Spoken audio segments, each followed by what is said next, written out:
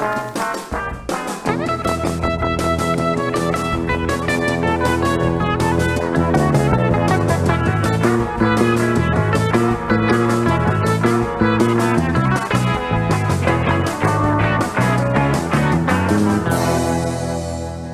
everybody, and welcome to the Open Mic Gripe with myself, Jay Rice, and my co-host, Jeffrey Ide, the place where serious and silly complaints come to chat. Open Mic Gripe is a weekly podcast dedicated to hearing your gripes, grievances, and opinions on any and all topics. Every episode, Jay and I will have the opportunity to get to the bottom of the issues which are lingering on the back of your mind, and engage in order to create constructive conversations using a combination of lighthearted comedy and well-formed logic. If you feel we're wrong, inappropriate, or biased, then please call in, email, or tweet to us anytime and let your voice be heard. You can email us at openmicgripe@gmail.com, one word, openmicgripe, or tweet to us at openmicgripe. So jump on in and gripe on the Open Mic with Jay Rice and Jeffrey Ide.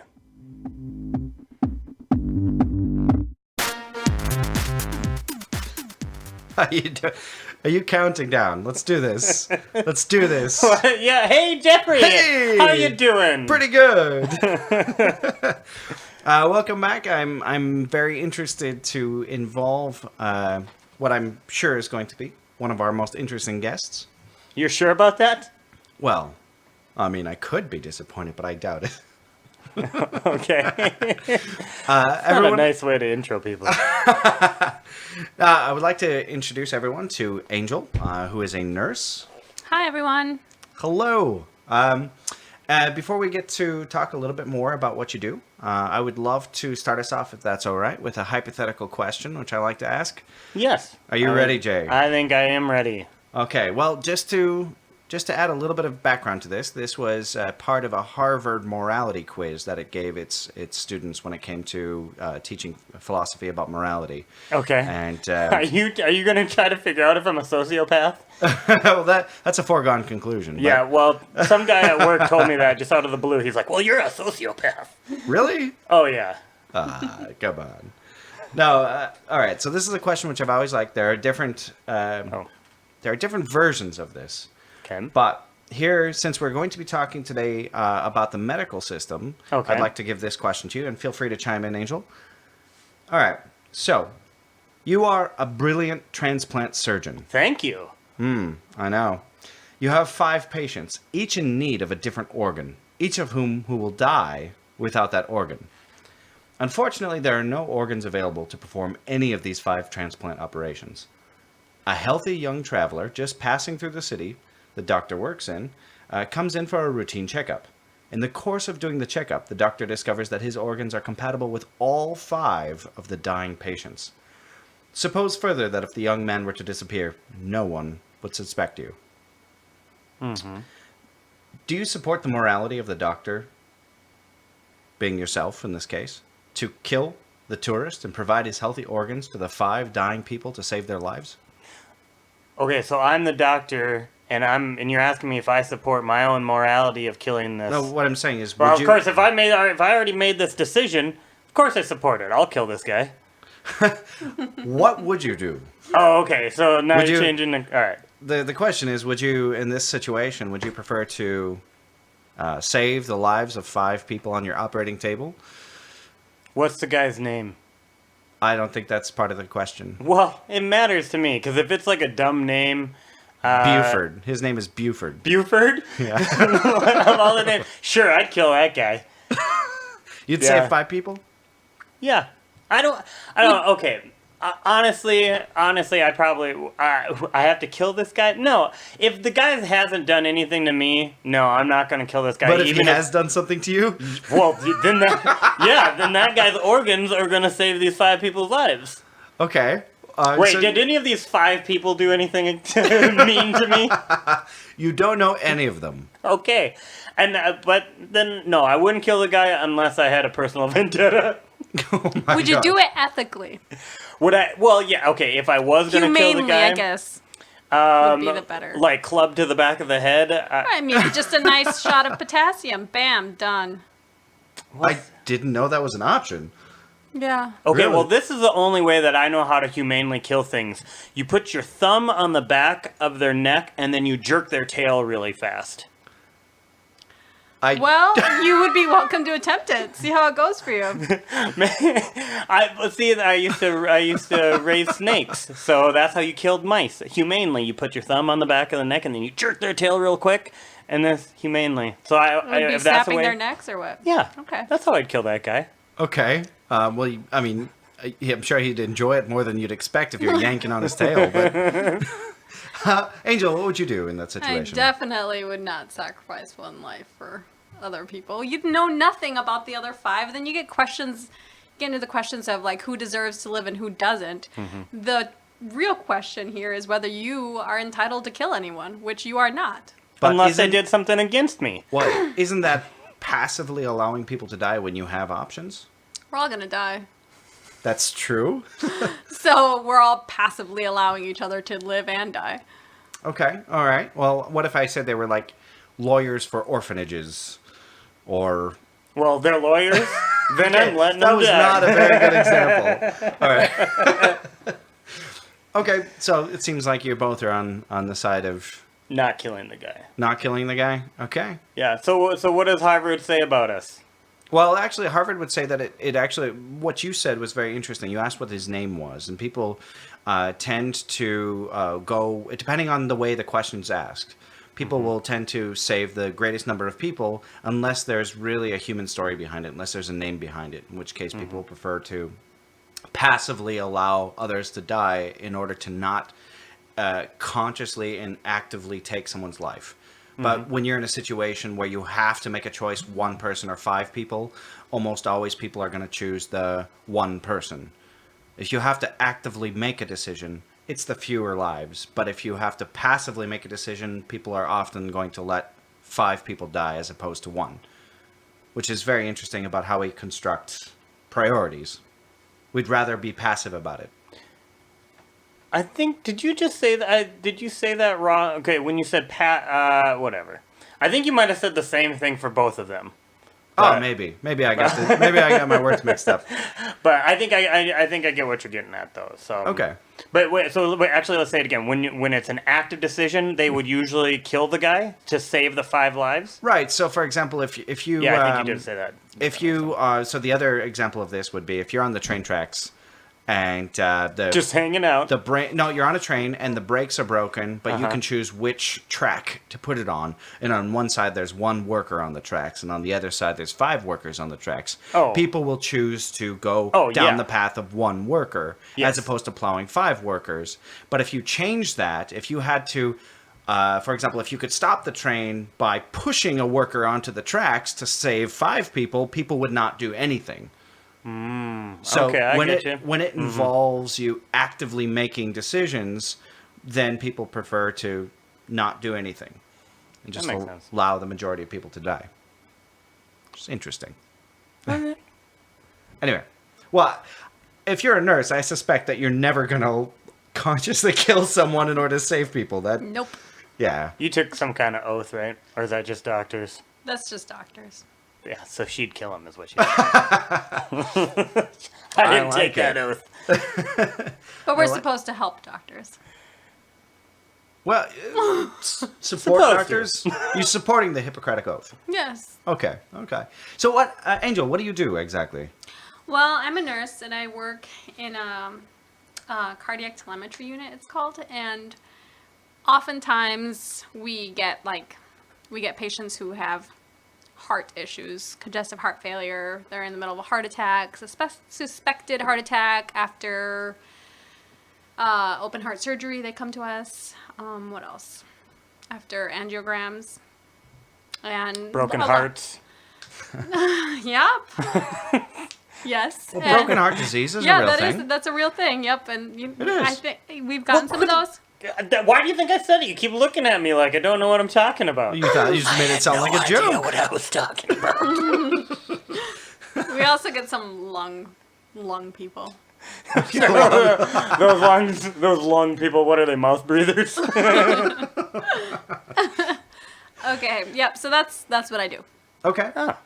Ah, So how long have you been working in the field? Well, I've been in healthcare for, I don't know, 10 years or something. And I've been a nurse for 2. Okay. About.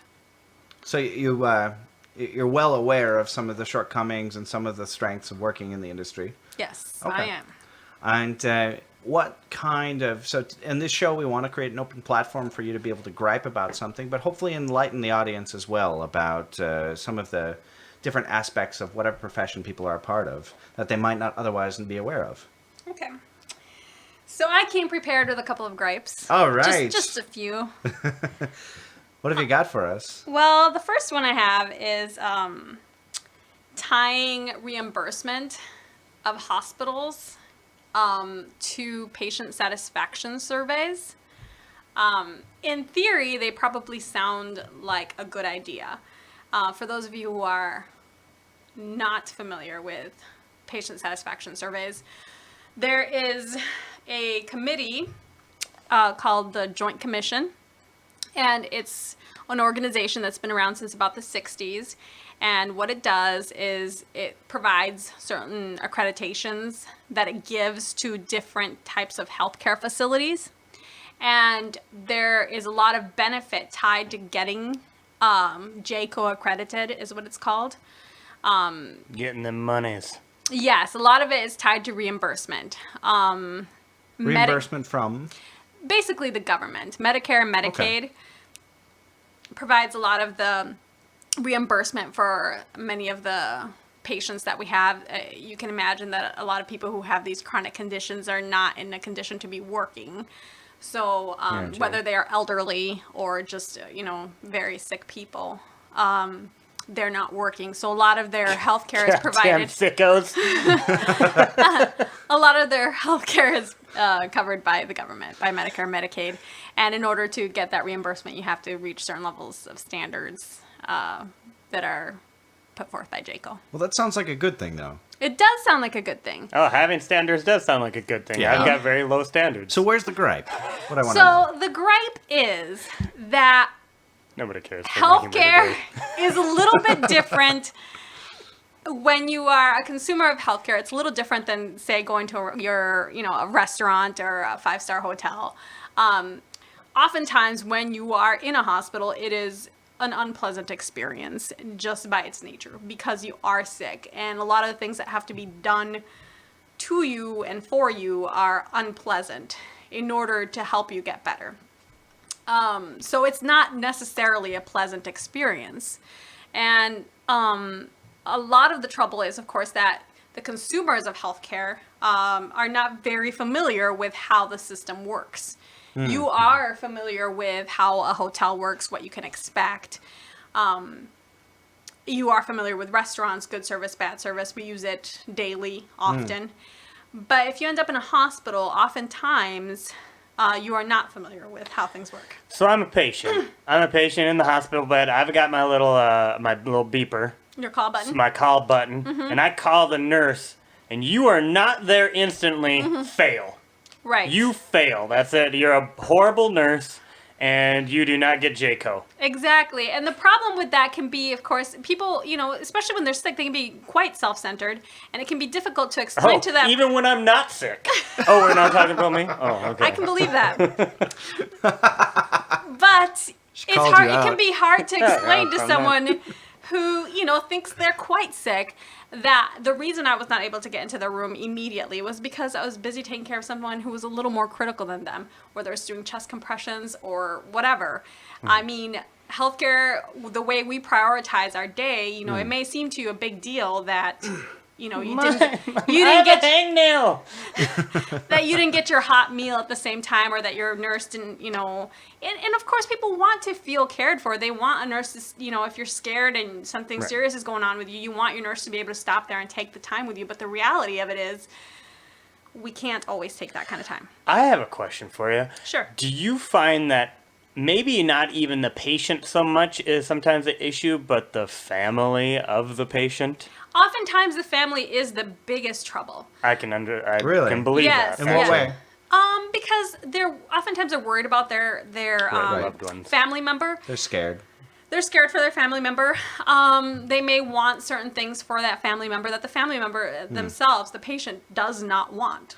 Okay. And so they're pushing for it, and we can be, caught in the middle of that. I'm sure they want the same level of hospitality that they would get at home, for example. Yeah. Okay. Yeah, they would. Okay, so I wanted to point out to you guys a couple of some of the things that are on these satisfaction surveys. Okay, here's one. Staff always explained medications before giving them. Does the staff not do that? Or is that... What if someone's sleeping? Right. Okay. But then they wouldn't know, right? But then they wouldn't know Well, if they need what they need, I mean, they're going to have to... If they need a drip, I suppose they're just going to have it installed, whether the guy's sleeping or not. It can be a really hard balancing act, making sure you don't know when a person's going to be dissatisfied. You didn't wake them up to say, hey, I'm about to hang your potassium now. Sometimes we put a potassium hey, replacement. you said something earlier about potassium. Oh, man. And bye-bye. Well, now we know what she does to the ones that don't get Five patients are reviews about on to the get surveys. 5 patients are about to get really lucky with some organs. Okay, here's another one. Angel. I think I've got a new nickname for Angel. It's like Angel of Death. There you go. Oh, God, 007. Okay. They always received help as soon as they wanted it.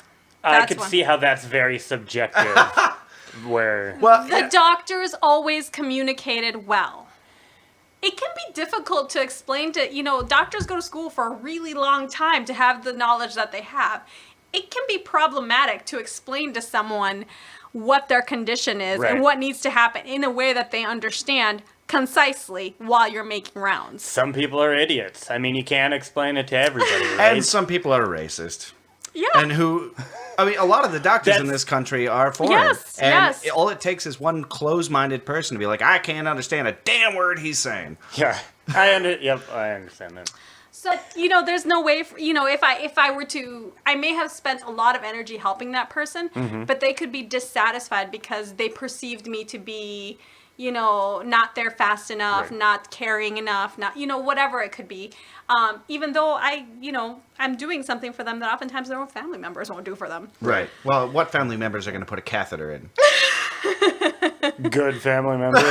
Well, on that note, though, anyone who puts a catheter in me is probably going to get a gripe.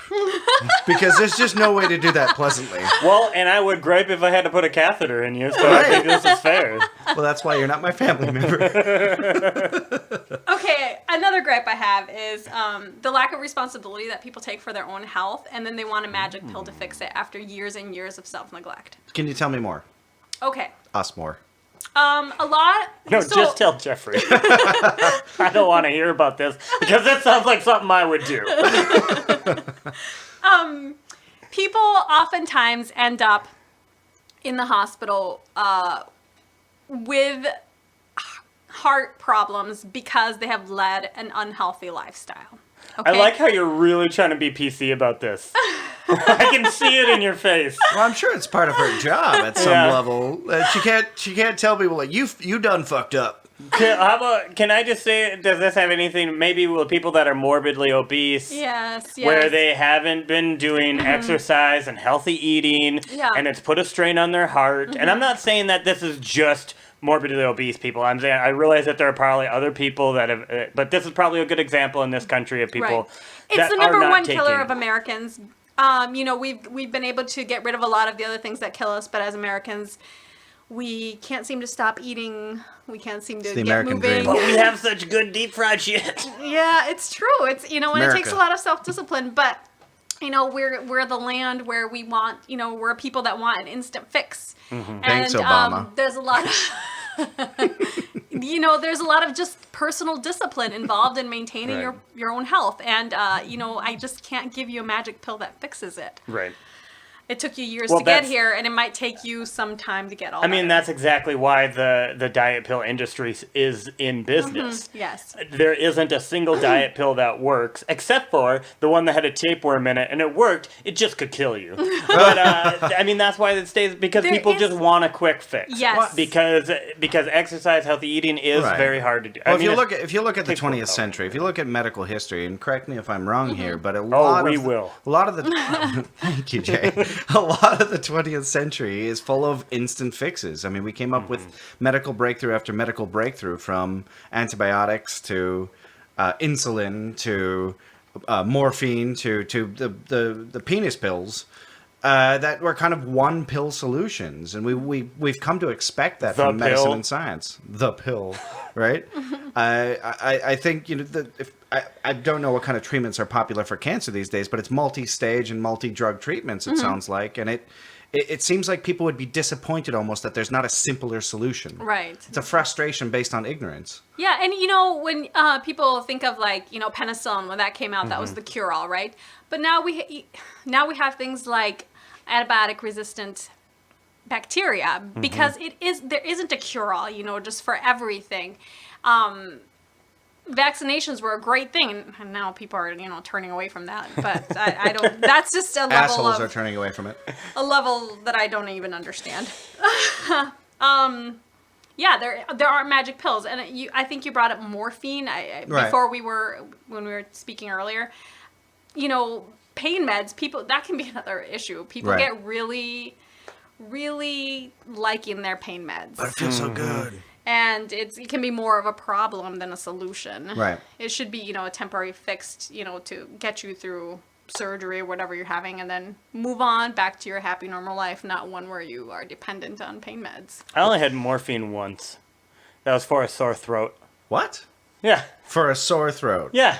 Did you have your tonsils out? What's that? Did you have your tonsils out? No, I have my tonsils still. Oh. So, does that not seem like a reasonable use of morphine? No, it does not. I used to get really bad sore throats, and one time, trust me, when the doctor looks in your mouth and he goes, ugh, and then he goes, you're getting some morphine. People refuse morphine for amputations. Like, you got a sore throat. Hey, apparently it was good enough. And yeah, that's the only time I've ever had morphine. Hey, from what I hear, it's good stuff. I just slept a lot. I don't know how. I mean, I guess I didn't have any pain in my throat, but I just slept all the time. Muscle relaxers are pretty amazing. I've never had any kind of pain pills and muscle relaxers. But... That sounds like something you would be into. To be fair, oh yeah, a lot of drooling. I drool a lot anyway. It's. No, I worked very briefly in the medical industry, and I remember the doctors. What did you just say? He worked very briefly. I worked very briefly in the medical industry. Okay. What was that, Jeffrey? What? What did you do? I worked with patient services at a clinic. Okay. So helping. You were a receptionist? I was not a receptionist. Okay. I managed patient services. That sounds like a glorified title of receptionist. For your sake, I'm not getting into specifics here. Well, whatever. Okay. Anyway, so I remember dealing directly with doctors and hearing their frustrations about how they wanted their patients to be more health conscious of themselves, but also more proactive in their awareness of their own health and their own prescriptions and the effects that they could have, and not just be a person who signs a piece of paper and tells people to take a pill. Is that still is that an issue where you work? I think it's an issue everywhere. It's not just for me where I work. I think, some of it is related to a lot of the consumers of healthcare are older people, so they struggle with keeping track of their medications. But I think it can be a problem for almost any patient. They have a hard time explaining what it is that's going on with them, why they take the medications they take, and they rely very heavily on us, which of course I take that responsibility, not lightly, whatever the opposite of that is, and I do my best for them, but really, they're with themselves all the time. They're their best advocate for the continuum of care, and you should know what is going on with your own health when you go to different facilities. Like, this is what they gave me here. I had that med over there. I got sick from it. You should really just be aware of what's going on so that you can advocate for yourself. But I guess just in the experiences that I've had, I think the hardest thing for me is that you don't get that much time with the doctor. No, you don't. That's true. And so how can I be such an advocate of my own health if I don't have time with the doctor to ask the questions that I need to ask? Your nurse. Honestly, your nurse has more time usually, and if you have some questions, write them down, ask her or him. Usually it's a her, but there are male nurses. you can ask your nurse to, I have these certain questions. Do you think you could, mention this to the doctor and have them get back to me? I also think it helps if you approach things with a certain amount of literacy with medicine and science. And I kind of wonder if, as a nation, the United States could do better with educating the general public about medicine and science, especially when it comes to a lot of the crap out there, a lot of the quackery. I think there's a lot of the trouble we run into is people are scared when they're in the hospital, and they're very suspicious. Very suspicious. Mm-hmm. They're very scared. There's needles, there's sharp things, there's people saying big words you don't understand, things hurt. I think we've kind of seen where, I think previously, maybe like a generation before or maybe a generation before that what your doctor said was gospel, let's just say.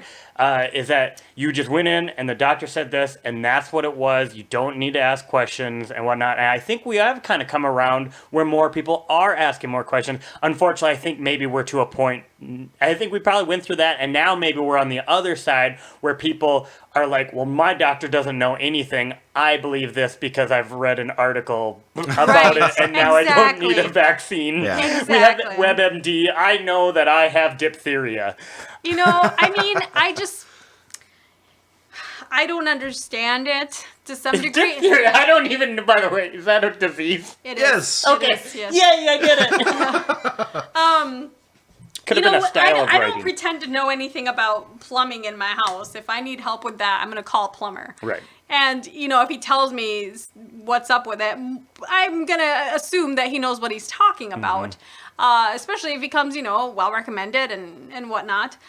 People don't seem to have the same level of Well, my apologies. respect of a doctor. My apologies, but I don't really buy into that analogy, if you will. If I have a very simple plumbing problem, or at least something that I perceive to be not too complex, if I have a exploded pipe or whatever, yeah, I'm going to call a plumber. But if it's something that I think I can figure out by looking on the internet and save myself a lot of money, I would think myself quite the fool if I called the plumber and he just twisted some knob and it was fixed.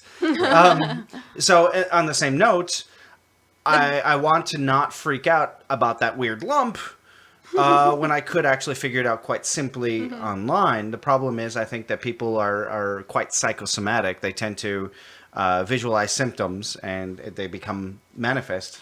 Well, the gravity of of the care you receive is a little different if you decide to, the chances you're taking with your plumbing versus the chances you're taking with your own body, Well, and I'm not going to take chances with my body plumbing. I hear ya. So, That's good. but I do call my plumber for that.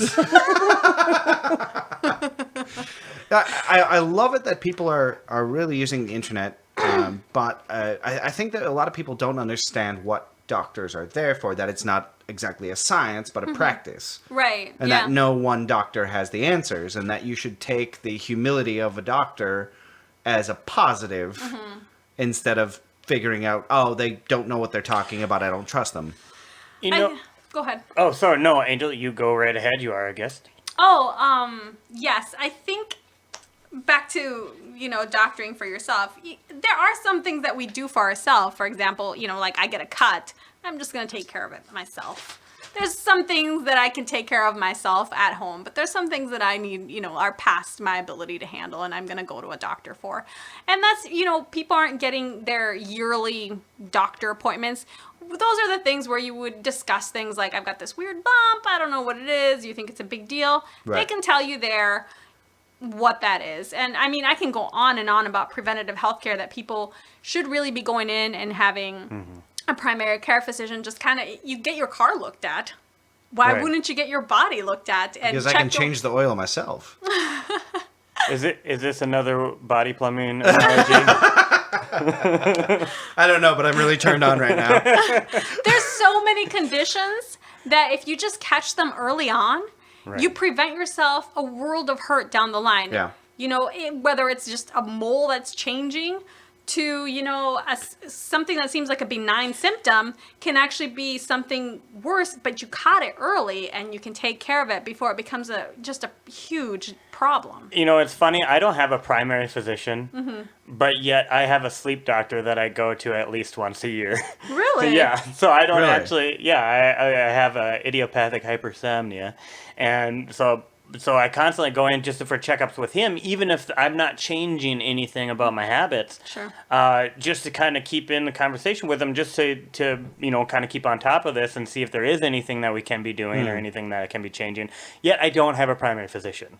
I think that's kind of odd. If I can gripe for a second, the entire healthcare scenario in the United States, as far as I've experienced anyway, and I've seen a little bit of it, at least in the Midwest here, is there's stress making the appointment. There's stress in taking time off of work or finding time when you can go into the hospital or clinic. There's stress involved just even thinking about the insurance if you have it. And still a lot of people don't have insurance. There's stress involved in not knowing what's going on, so that the possibilities are cycling in your head. The entire process of the healthcare system is so stressful that people they're positively reinforced by not going to the doctor. Sure. If I can tell, I'll try to keep the story very short. I have malaria. Okay, and when you're talking about like the stress of the U.S. Health industry, I think this story kind of points it out. Okay, so I was in Thailand, and I got malaria, and I looked up on the internet, realized I probably had malaria. I went into the doctor. Yeah. I went into the clinic, and they didn't need to check to see if I had insurance or anything. I just said, I think I have malaria. They said, we'll have a doctor check you out. Within an hour, they're like, yes, you have malaria. I mean, I got x-rays, everything that I had. They said, and you're like, you have malaria. And they said, do you want a public room or a private room? And I said, how much is a private room? And they said 100 baht, which is about $30 at that time. And I said, how many people in a public room? And they're like 8. And I'm like, I will take that private room. And so I was in there for like 3 nights. Yeah. Had 2 blood transfusions, the 24-hour IV, all the pills that they needed, and nurses constantly came in to check on me. Like, again, 2 blood transfusions. And I had somebody came in, they tried to work out insurance, and I was just like, I was having a hard time understanding, they had English-speaking advocates there to try to help me out. And I'm just like, you know what? I'm not worried about it. I will just pay out of pocket. Mm-hmm. Whatever it is, I'm like, it can't be more than a couple $1,000s. Right. So it was all done, and I was checking out. So $90 of this was just my private room. Guess how much it cost me?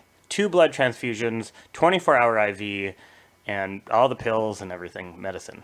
And this is also x-rays to check my chest. What do you think, Angel? It would be thousands here. How much do you think it was over there? Well, I've had the pleasure of experiencing international medical systems, so... What do you think? I would say $150. You're very close. It was $290, and 90 of that was the room. Yeah, I had a sinus infection in Nepal. I went into the doctor. They're like, you need to see the doctor? Yeah, enter the room. Yeah. I got checked out. He said, yeah, it's a bacterial infection.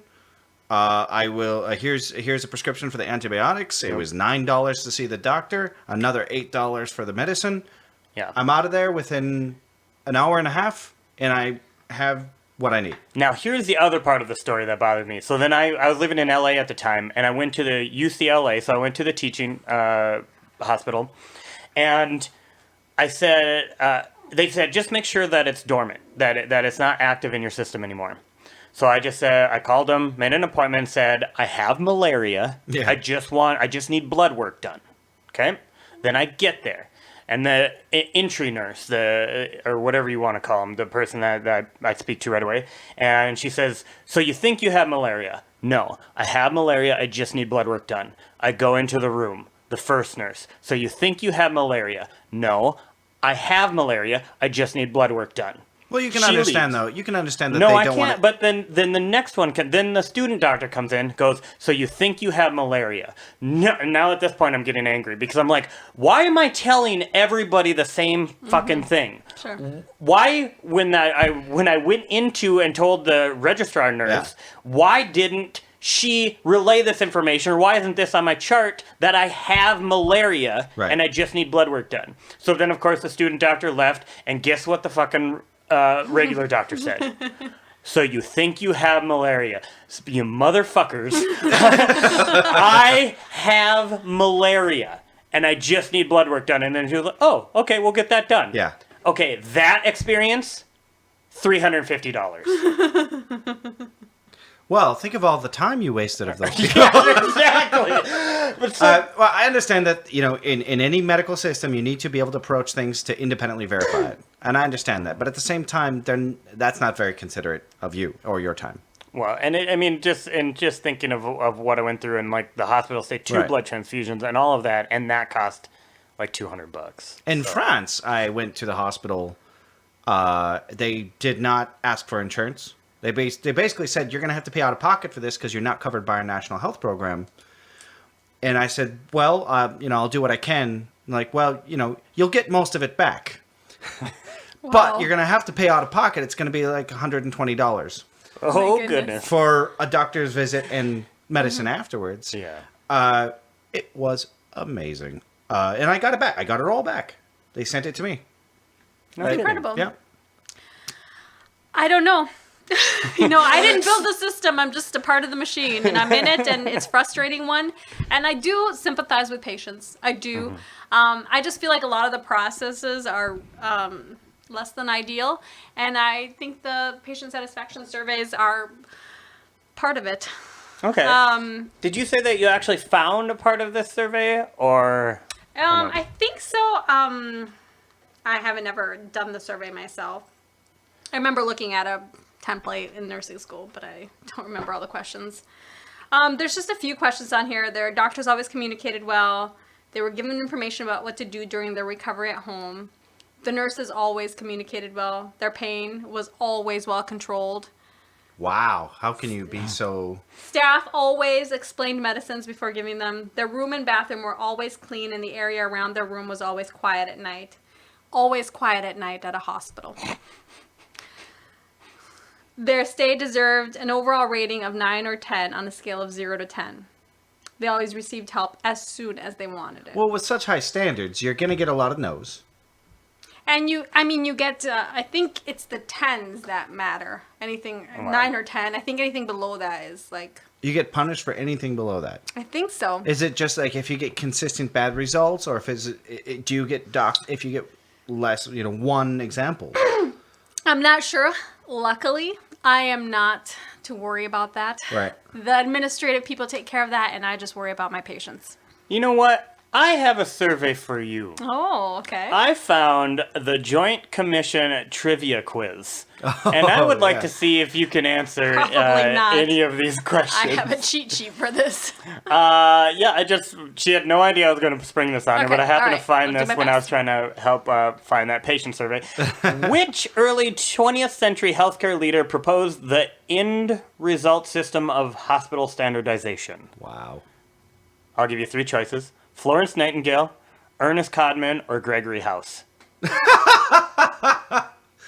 As in House from the show? I have no idea, but I'm guessing so. I'm going to go with that second one. Ernest Codman. All right, and I won't know until these are done, until the next page. Okay. There's 5 questions. The Joint Commission was founded as a Joint Commission on Accreditation of Hospitals in what year?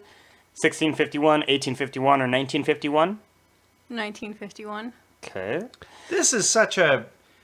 Which organization was not a founding member of the original JCAH? American Dental Association, American Hospital Association, or Canadian Medical Association? I'm going to go with the Canadian one. Okay. How many hospitals were surveyed by the JCAH in 1953? 5, 1306, or 20,000? 5. Okay. As of December 5, 2012, the Joint Commission accredits and certifies how many healthcare organizations and programs in the United States. Whatever the biggest number on there is. All right, 50,000. That's what you're going with? All right, let's see how we do.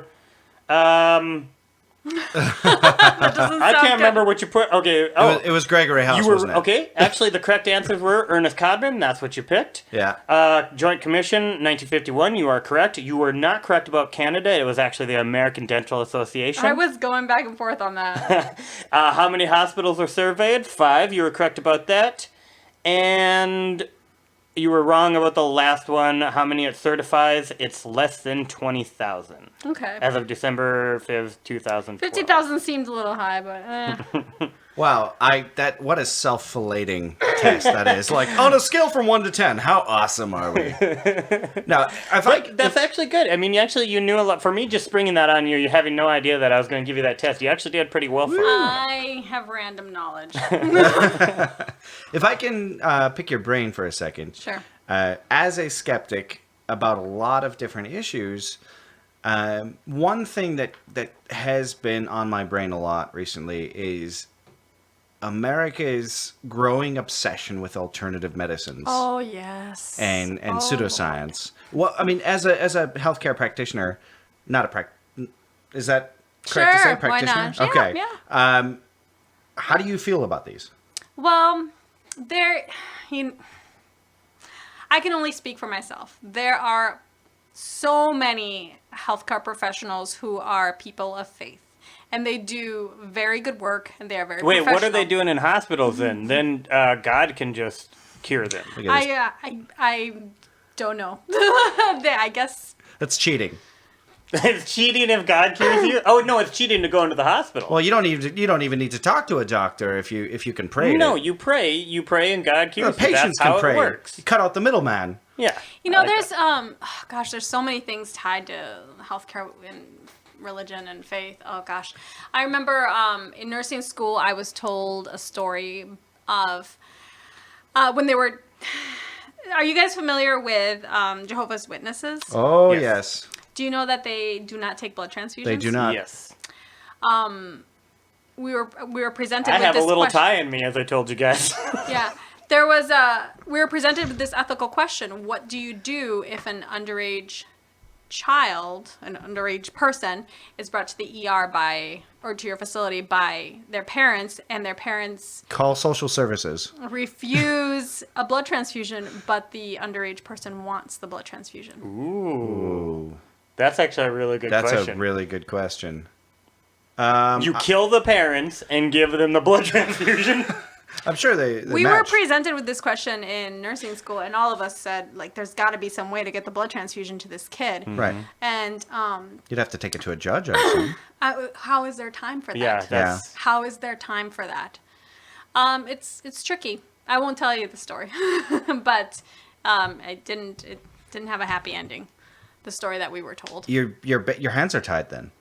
At least at this time they were tied. Luckily, I don't work in an ER, and Yeah. I'm sure they have methods to deal with it in those settings. But I don't know. But you said that the story that you were told didn't end well, so I'm assuming that the kid didn't get the blood It transfusion. did not in the But- particular story that they told us. But I'm assuming that they probably did everything that they were supposed to I think at in the terms time- of the religion. I think at the aspect of it. time, yeah, and the religion aspect of it, yeah. And I mean, you aren't allowed to just work on a child without Right. parents' consent. Well, you can just tell them there's a whole crowd of naive people waiting in the waiting room downstairs and distract the parents for a while. Mm-hmm. And give health care to the kid. And I mean, Still, that's very this is a ethically. That's a. This yeah. was a hypothetical, Right. situation that we were just presented with. I'm sure it happened in real life too, but and there's so much tied with religion and faith. But as a practitioner, for me, I mean, it can be problematic for me. I've had patients who want me to pray with them, Well, see, I don't have a problem with that personally.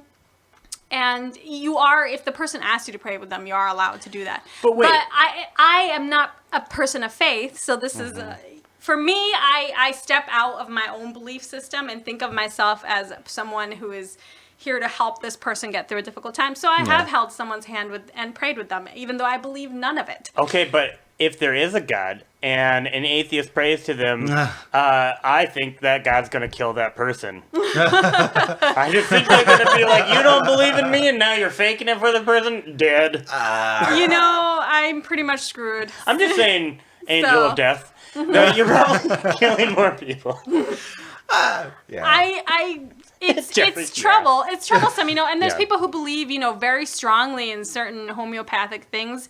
And in the same way that I treat people's faith as legitimate, even though I don't personally believe in any of their religions, I just wish... give them. They say, I almost treat it like you would with a child who has like a teddy bear. Right. Okay. You don't take their teddy bear away from them. Right. They're scared.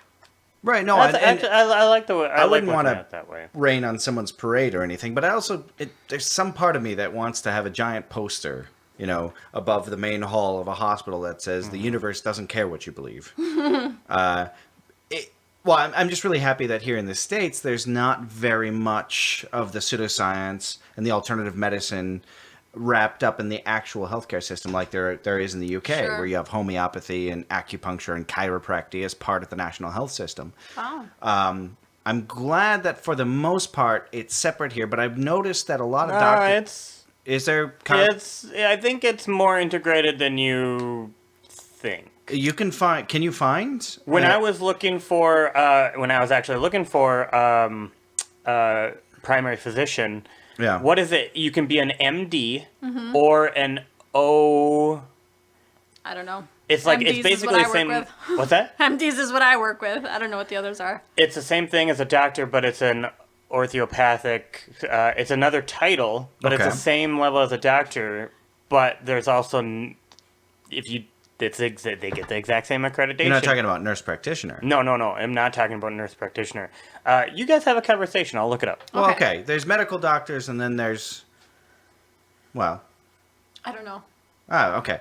Well, no. What I'm interested in is the apathy that I hear from a lot of doctors when it comes to things like chiropractic, which has no basis in science or medicine, and the attitude tends to be, well, it makes some people feel better. Yeah. But that baffles me because you have this entire system built around taking advantage of people's ignorance. And as far as I'm aware, it's still illegal in this country to give people placebos I think so, yeah. for doctors. Oh, yeah. For accredited doctors because that is deceiving them. It's lying to them. But we can't stop people. And if somebody says that something makes them feel better and it's not bad for them, who are we to say don't do it? Well, doctors do that all the time with pain meds. Like, when there's an actual harm present, or a possible harm present, well, I mean, there are a lot of potential harms that come from alternative medicines, especially because they so rarely are independent from one another. When people go to chiropractors, not always, but oftentimes they are referred to other forms of alternative medicine, other forms of traditional and spiritual medicines. And it kills me to see so many people not get told once in their life that the thing that they really take for granted as medicine isn't actually medicine. It's alternative medicine. Right. And the difference between the two is what works. Sure. And I'm sure it works for them, but that's just placebo talking. Now, The placebo effect is strong. it's very strong, but it's And also so unpredictable. you can't say that it doesn't work. It's not predictable. Right. And it really depends on the person. Yeah. And when you're talking But about... if they tell you that it works for them, then it works for them. Yeah, but then not a single person has... So, here in the United States, as an atheist, I enjoy talking about religion. But when you talk about religion, people aren't as upset when you tell them that you don't believe in their God as they are when you tell them that you think that chiropractic is bunk science. It's not. It's pseudoscience. People get really upset, like horribly upset. Yep. And you see Especially chiropractors... chiropractors. Yeah. Oh my God. And you see chiropractors performing services on pregnant women and infants. And that is really dangerous.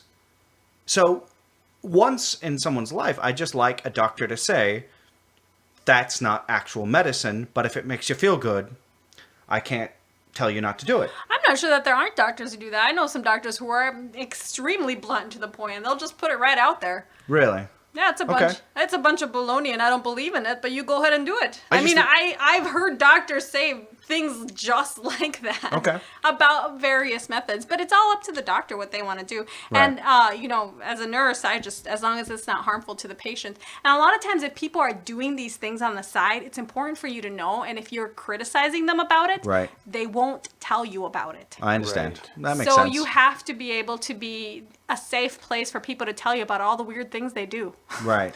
And so I did figure it out. It's a DO. What's a DO? It's a doctorate of osteopathic medicine. Osteopathic medicine. It's the same.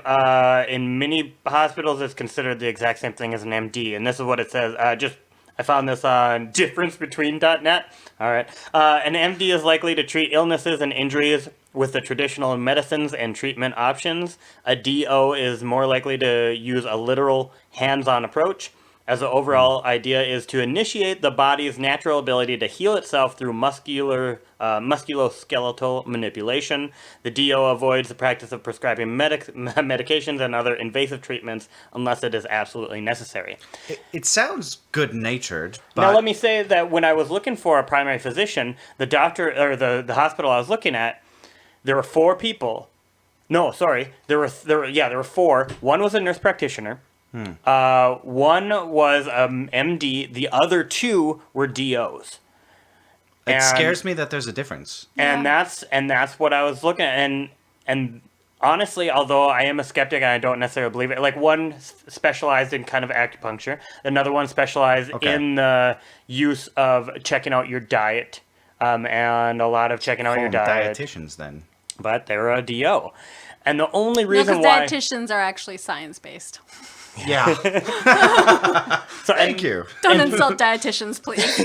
No, I agree with that. Most dietitians are incredibly well-informed and educated. Indeed. There are a few out there who are trying to push pseudoscience, but I think they're besmirching the good name of dietitians. The only reason I saw a benefit of going to one of the DOs is that they basically made it sound like they will spend more time with you. Because they have to. Because they have to get more of a knowledge of you as a person.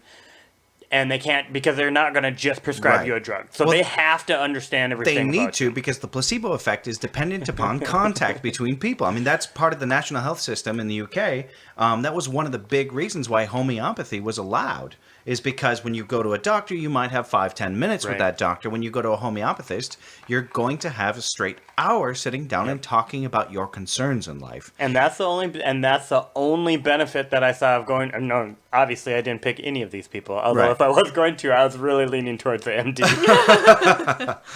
Nurse practitioner. Yeah, Them next time. I thought about it. She was the most attractive. Oh. Is that And really? as we know, My God. which brings me to my last gripe. Oh, please, excellent. Let's do it. Okay. Oh wait, before you say this, can I just say one other thing about alternative medicine? Sure, yeah. I have never been so upset about an alternative medicine working as in this. I went to a doctor. Not my friend, who is actually a doctor named Doctor. But I went to a real doctor, an MD, and that skin condition that I was talking about in the Kindle episode, he said that is uncurable. He said whatever it was that he said that I had is uncurable. Incurable, whichever one is correct. Or no known cure. Sure. And I was just like, for a couple of years, didn't do anything with it. Now, somebody that I know sells essential oils. Yeah. And I was just like, I even said, I'm like, what a crock of shit this is. Like, shame on you for suckering people. She mixed together a little... I call it a special Jesus juice because it had myrrh and frankincense in it. And sure enough, I rubbed that stuff on those spots and they went away. You know, one of the things that people always bring up with alternative medicines, I really want to get to Angel's gripe here, but one of the things that people always talk about with alternative medicines, like, I don't have a problem if people feel good by themselves. It's when they try to propagate that belief based on anecdotal evidence is when I have a problem. Thank you, Jay. Anecdotal evidence. Yeah, well, I know. I was a skeptic, and then it fucking worked, and I was just like, well, now he's really a believer. Sucks. Totally That doesn't believer mean... now. it means... Totally worked.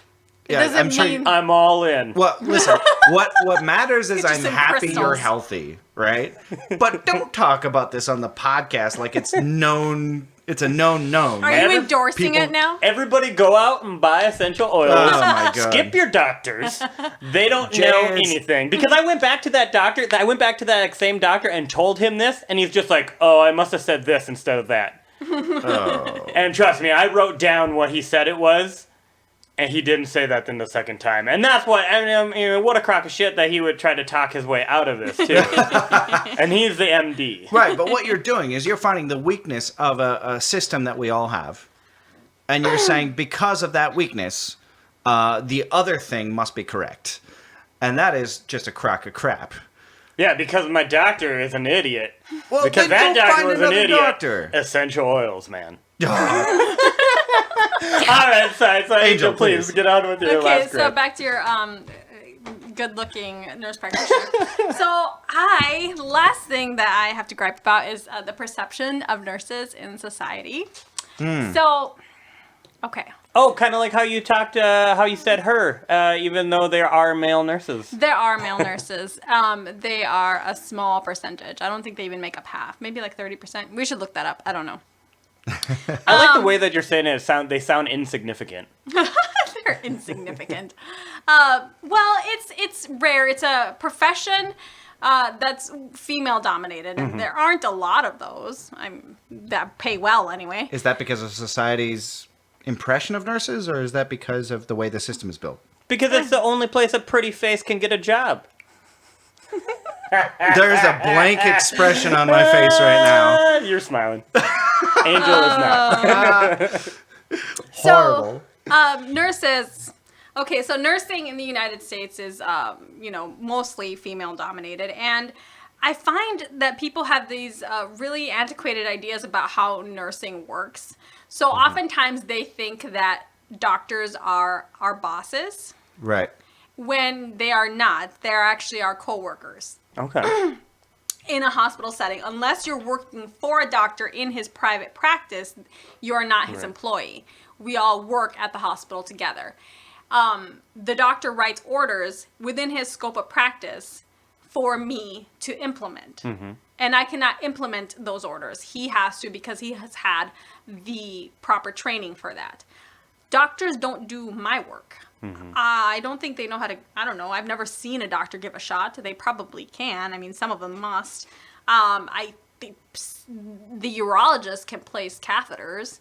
I don't think any of the other doctors probably could. I mean, we don't do the same things. We do different things. They're different disciplines. But I'll find, especially with older generations, they'll be reluctant to do something that really they need to do for their own health. And they'll be quick to say no to us first, because I'm just a woman. What the heck do I know, right? I agree. Well, I was going to say. I'm just kidding.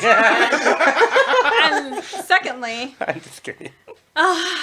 and you're lucky us nurses are big-hearted, because we would still take good care of you, even though you're an asshole.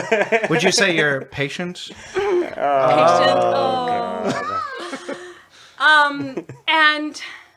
But a doctor will come in, or even like a male nurse or a CNA who That's got to be frustrating. or a CNA comes in and says the exact same thing, and all of a sudden that carries weight. Right. When what I just said to you was the exact same thing, but that didn't carry any weight. Oh, I completely understand. Sometimes when I'm with a group of people and I'll say a joke and then nobody will laugh, but then the person next to me says that exact same joke. That's because they're funny.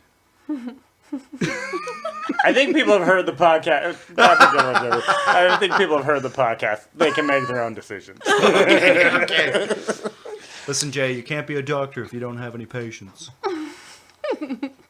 Sorry. I had to get that one out some point during the podcast. I understand. That's got to be completely frustrating, especially if a CNA, certified nursing assistant, comes in, and especially if it's a male one, comes in and says something, and then all of a sudden, all the education that you have is just like thrown out the window. Just by the nothing. patient. Doesn't matter. All the science classes I took, all the training that I took, the fact that I was, a high-scoring student, which is what most nurses are. You have to be admitted into a nursing program, and you have to get good grades. You have to be, semi-motivated, pretty motivated, and kind of smart to get into nursing.